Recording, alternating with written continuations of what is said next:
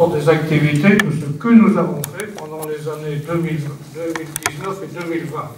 Activités, je dirais, extérieures.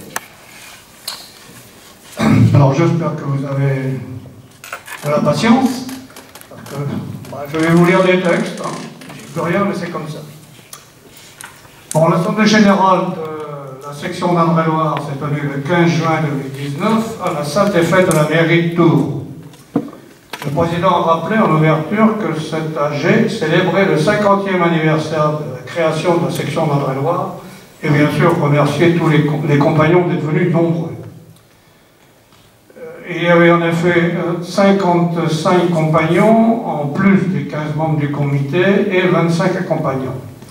Et nous avions un pouvoir, enfin avec les pouvoirs, nous avions ainsi 97 votants.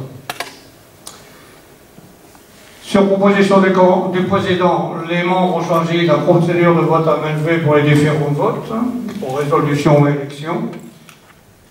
Et dans un premier temps, au cours de cette assemblée, j'ai présenté le compte rendu de l'Assemblée générale de 2018 qui a été approuvé à l'unanimité. Le président a rendu hommage aux 15 compagnons disparus depuis la dernière AG en 2018. Et une minute de silence a suivi l'appel de leur nom. Mais cette année-là, la section faisait preuve de vitalité puisqu'il y avait 21 nouveaux adhérents qui ont été également présentés par le président.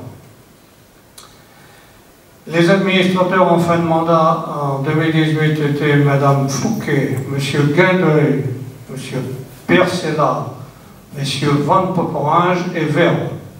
Tous étaient candidats pour un nouveau mandat et ils ont tous été réélus à l'unanimité par l'Assemblée générale. Madame Charlet, trésorière, a présenté le rapport financier de l'année 2018 avec un bilan positif de 1013 €. Puis le budget prévisionnel 2019 avec un déficit de plus de 1000 €, compte tenu en particulier des actions menées dans le cadre du cinquantenaire. Ceci étant, la section possède une épargne de précaution qui garantit sa bonne santé financière. Les documents financiers ont été approuvés à l'unanimité. Le président a informé les membres présents que les activités de la section reprendraient après l'été, comme d'habitude, avec une série de conférences mensuelles et a lancé un appel à destination des orateurs habituels, ou pour susciter de nouvelles vocations de conférenciers. Le président a rappelé les possibilités de séjour à des conditions très avantageuses offertes dans les établissements de l'IGSA et de l'ADOSOM. Je crois que nous en reparlerons un peu plus tard. Et suite aux conventions nationales qui avaient été passées en 2018. Il était prévu que l'Assemblée générale 2020 devait se tenir à Chamboué-les-Tours. On en reparlera.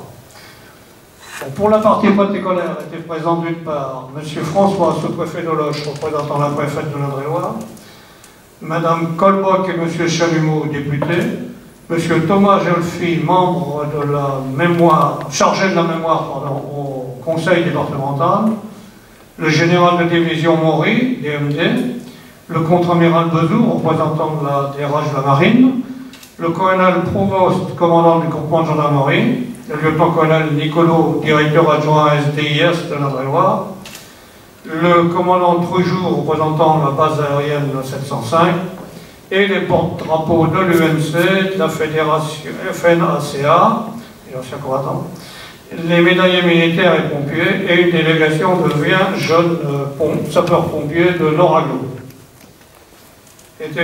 Certains nombres d'organismes étaient présents, donc la DASEN, qui est la direction de l'éducation, dans l'éducation nationale de Mme Valentin Texier, l'ANONM 28 par Mme Bourderon, l'ANONM 41 par Mme Danseau, l'ANONM 86 par Mme Boeuf-Martin.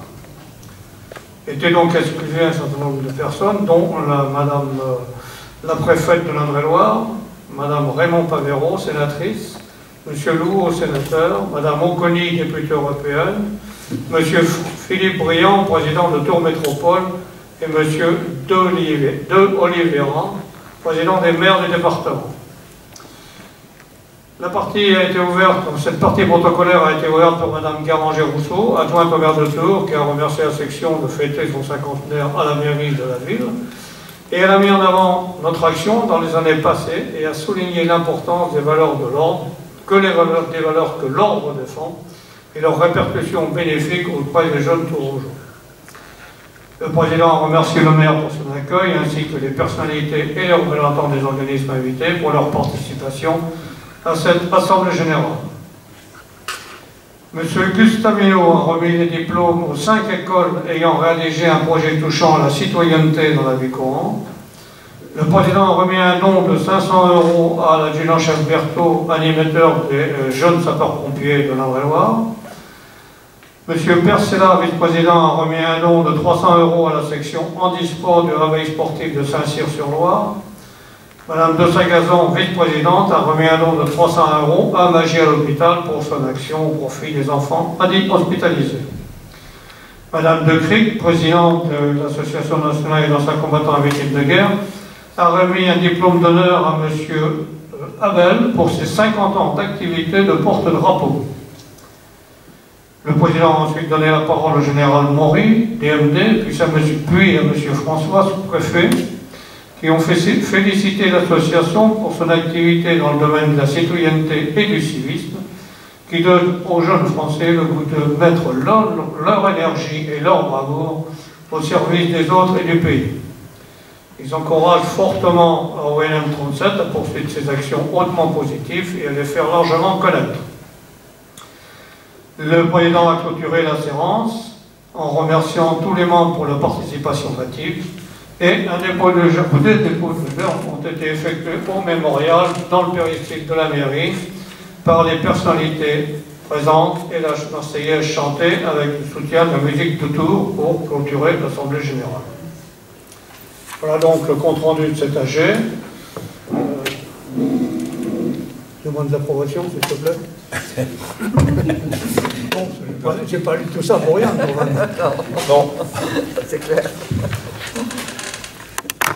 Est-ce qu'il y a des abstentions? Est-ce qu'il y a des votes contre? Ce rapport d'activité est accepté à l'unanimité.